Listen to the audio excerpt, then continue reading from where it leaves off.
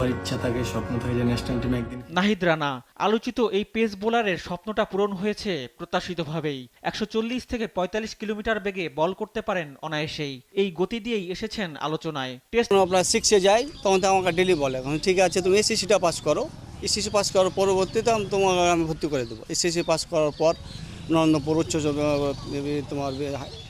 নরেন্দ্রপুর উচ্চ বিদ্যালয় হাই স্কুলে মনে করেন লেখাপড়া করে, এসএসসি পরীক্ষা দেওয়ার পর পাস করে, তখন আমি ওকে মনে করেন যে চাঁপাইনবাবগঞ্জ এতে রাজশাহীতে ভর্তি করি। রানার সহপাঠী ও বন্ধুরা জানান কিভাবে পরিবারকে ফাঁকি দিয়ে চালিয়ে গেছেন ক্রিকেট অনুশীলন।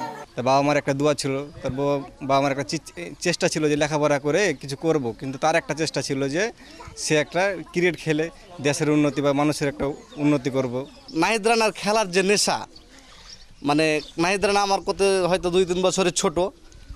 নাহিদ রানা প্রাইমারিতে যখন পড়তো, নাহিদ রানার বাবা আমার